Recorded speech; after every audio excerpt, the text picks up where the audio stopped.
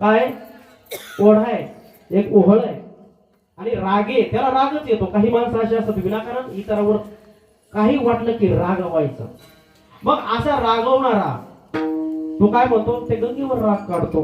अरे ती गंगा आहे, ती परम पाप मोचन करणारी सर्वश्रेष्ठ आहे. तिच्यावर रागवून काय होणार आहे? संतांचा तिरस्कार करून काय होणार आहे? सज्जन व्यक्तीचा तिरस्कार करून, जगाचं कल्याण करणाऱ्या व्यक्तीचा तिरस्कार करून काय होणार आहे? मोठ्या पदाच्या माणसाला किती शिव्या द्या, त्याचं काय होणार आहे?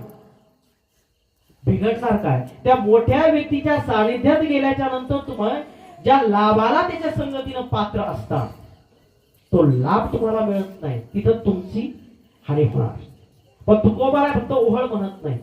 काहींचं जीवन इतकं भरलेलं असतं, गावाखाली ओहळ, आज टॉयलेट आहे, पण पूर्वीच्या काळी थोडस पाणी असायचं. गावाखालचा ओहळ म्हणजे गावाला अटॅच, सगळी माणसं तिथं जाणार आहे, तो ठरवणार मला आहे तसंच राहायचं.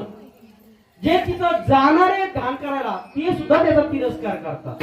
बघा बघा, तो ओहळ नाही सांगत, मी मानवी मनोवृत्ती विचार सांगतोय.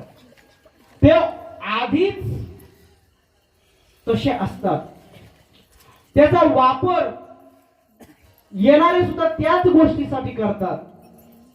ज्यांनी त्याचा वापर तसा केलाय ते नंतर त्यालाच वैतागतात, इथं नको दुसऱ्या जागेवर जाऊया. आणि अशा गावाखालील भरलेल्या ओहळाला एक संधी म्हणून ती गंगा आलेली असते. चला साठलंय, एक संधी आहे, जाऊ वाहत. गंगेला ही घाण जाऊ द्या, मी काहीतरी स्वच्छ राहतो. पण नाही नाही नाही, ते भरलेलं इतकं रागावतं. बघा, रागावणारे भरलेले असतात. हा, काम, क्रोध, लोभ, मद, मत्सर, दंभ, अहंकार, हे त्याचं वर्ण, हे त्याचे प्रतिनिधित्व करणारे मंत्रिमंडळ. आणि मग ते ठरवतं आता नाही जायचं. तुकोबाराय सांगतात काय झालं, तेथे कोणाचे काय बा गेले, अहित केलेलं आहे. असे अभंग घेत घेत एक एक गोष्टी महापुरे झाडे जाते तेथे जावा. नम्रता किती महत्वाची जीवनामध्ये.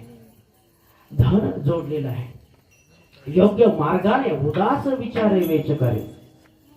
दुसरी गोष्ट तुकोबाराय सर्वसामान्यांनाच उपदेश करतात असं नाही. आत्मनिष्ठ ज्ञानी झाले ते पावन, त्याजावा दुर्जन संगती. हे आता ढेकणाच्या संगतीनं हिरा हे होतो ठीक आहे, पण जर आत्मनिष्ठ आहे, आत्मज्ञानी आहे, तो परिपूर्ण झालेला आहे, तो पावन पण झालेला आहे, तरी त्याच्या संगतीमध्ये जर